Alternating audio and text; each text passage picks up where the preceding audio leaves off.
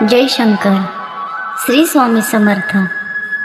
कथा श्री शंकर महाराजांची.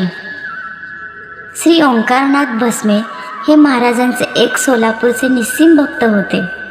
महाराजांची आणि त्यांची प्रथम भेट शुभराय मठात झाली. एक दिवस त्यांच्या ओळखीचे देवी भक्त मनोहरपंत पंढरपूरकर ओंकारनाथांना म्हणाले, आज शुभराय महाराजांच्या मठात शंकर महाराज नावाचे एक सत्पुरुष येणार आहेत. मी त्यांच्या दर्शनाला जाणार आहे. तुम्हीही येत असाल तर चला माझ्याबरोबर. त्यांना फक्त नमस्कार करायचा, काही द्यायचं नाही आणि काही मागायचंही नाही. देता आलं तर आपलं मी पण द्यायचं त्यांना, मग सगळं मिळतं. ते दोघे मठात गेले. तेव्हा महाराज व्यासपीठावर बसले होते, त्यांच्या आवडत्या आसनावर. दोन्ही पाय उभे करून त्यांना हाताचा विळका घालून ओंकारनाथाने त्यांच्या जुळवून ठेवलेल्या चरणावर मस्तक ठेवलं. त्या स्पर्शाने त्यांच्या अंगात एक आनंदाची लहर उमटली. तेवढ्यात महाराजांनी त्यांच्या पाठीत एक गुद्दा मारला. म्हणाले, नुसत्या नमस्कारानं काय होणार, सेवा कर, आम्हाला पान कुटून दे. ओंकारनाथाने पान कुटून दिलं आणि ते त्यांचं नित्याचंच काम झालं. महाराजांची सेवा भस्मे मनापासून करीत. त्यांच्या लहरीनुसार त्यांना खांद्यावर घेऊन फिरवीत. मठातल्या एका खोलीत रामभाऊ कोराट मास्तर, दादा फुलारी, भावे आणि भस्मे ही भक्त मंडळी जमत असत. लोक त्यांना थोड्याशा कुचेष्टेने बेकार क्लबचे मेंबर असे म्हणत. एकदा महाराज या काही मंडळींना घेऊन तुळजापूरला गेले. मराठवाड्यातील उस्मानाबाद जिल्ह्यात बालाघाट येथे डोंगराच्या माथ्यावर तुळजापूर अर्धचंद्राकृतीत वसलेलं आहे. हेमाडपंथी रचनेचं हे मंदिर दरीत आहे. ते उतारावर असल्याने पुष्कळ पायऱ्या आहेत. त्याच्या आवाराला 4 दरवाजे आहेत. 3 चांदीचे आहेत, तर दक्षिणमुखी दरवाजा पितळेचा आहे. मंदिरासमोर होमकुंड आहे. प्रांगणात चिंतामणीचा गोल दगड, तसंच खंडोबा, दत्तगुरू, नृसिंह, यमाई इत्यादींच्या मूर्ती आहेत. तुळजाभवानीची मूर्ती काळ्या गंडकी शिळेची आहे. तिच्या उजवीकडे सिंह आणि डावीकडे तपस्विनी आहे. अष्टभुजा असलेल्या देवीने डाव्या हातात महिषासुराची शेंडी धरली आहे आणि उजव्या हाताने त्याच्या बरगडीत त्रिशूळ खुपसला आहे. इतर हातात निरनिराळी आयुधे आहेत. महाराजांना वृद्धेश्वरासारखं हे स्थानही आवडत असे. महाराज इथे आले ती नवरात्रीतील अष्टमी होती. यामुळे देवळात मनस्वी गर्दी होती. त्या गर्दीत ओंकारनाथ घुसले आणि हट जाओ असं ओरडत लोकांना बाजूला करीत त्यांनी महाराजांना वाट करून दिली.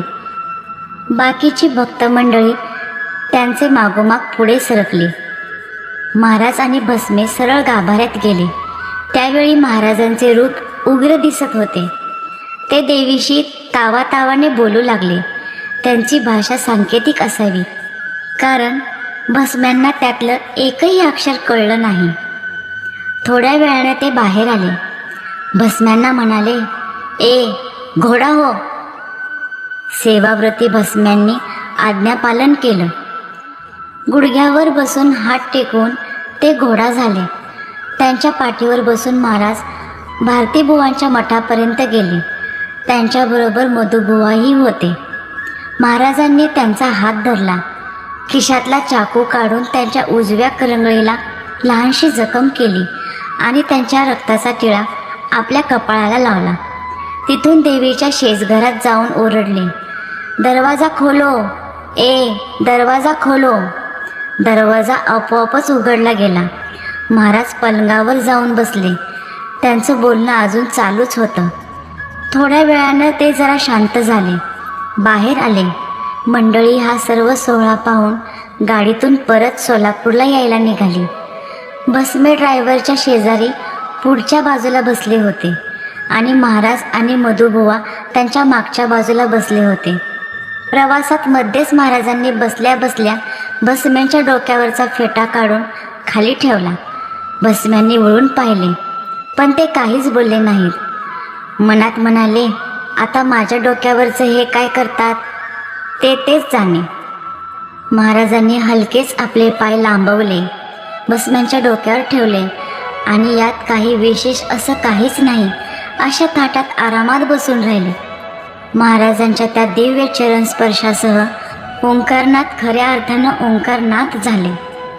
त्यांच्या अंगातून ओंकार उमटू लागला. त्यांच्या सर्व कर्माचं भस्म झालं. ते कृतकृत्य झाले. सद्गुरु कृपेचा तो अलौकिक प्रसाद भस्मे यांच्या मस्तकावर कायमचा कोरला गेला. त्यांच्या डोक्यावर उमटलेला महाराजांच्या पदचिन्हाचा ठसा अनेकांनी पाहिला आहे. जय शंकर. श्री स्वामी समर्थ. श्री स्वामी समर्थ. श्री स्वामी समर्थ.